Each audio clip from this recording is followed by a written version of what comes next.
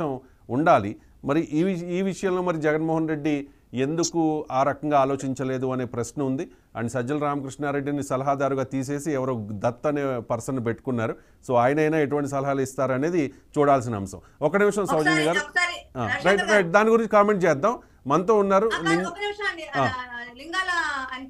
లింగోల్ పండు గారు. వచ్చిన రిక్వెస్ట్ అండి, ఒక 50 గేదెలకి పసుగ్రాసం అంటే నేను నిన్న ఫీడ్ ఇచ్చాను, వెళ్ళి ఫీడ్ ఇచ్చాను. వాళ్ళేమో గడ్డి అడుగుతున్నారండి. కొంచెం మీకేమైనా అవకాశం ఉంటే కొంచెం గడ్డి ఏర్పాటు చేసే అవకాశం చూడండి దయచేసి. ఒక 10 నుంచి 30 గేదెలు ఉంటాయి ఆ గేదెలకి, అవకాశం ఉంటే. ఉంటుంది ఖచ్చితంగా. లింగోల్ పండు గారు కోనసీమ ప్రాంత జన సైనికులు. పవన్ కళ్యాణ్ అంటే ఒక రకమైన అభిమానం అనే కంటే పిచ్చి. ఆయన ఏం చెప్తే అది చేయడానికి ఆయన సిద్ధం. ఆయన పిలుపు మేరకు అమలాపురం ప్రాంతం నుంచి ఎన్ని ట్రాక్టర్లు అండి మీరు మొన్న తీసుకొచ్చింది పండుగారు? ఒక లారీ అండి, 2 ట్రాక్టర్స్ అండి. రైట్. ఇప్పుడు మనుషులు అడగగలుగుతారు, ఒక ప్రాంతం నుంచి ఒక ప్రాంతానికి వెళ్ళగలుగుతారు.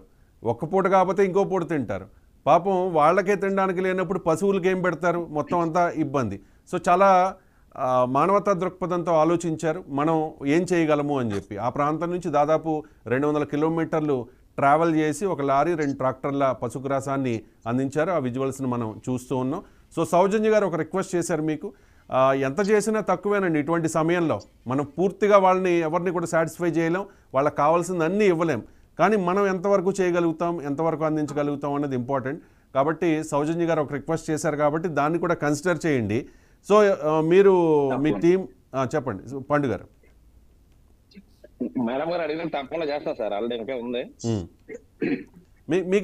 మీకు ఎలా వచ్చింది ఆలోచన? అందరూ బిర్యానీ ప్యాకెట్లు, వాటర్ బాటిళ్ళు, బిస్కెట్ ప్యాకెట్లు, బ్రెడ్ ఇలాంటి డిఫరెంట్ ఇస్తూ ఉన్నారు.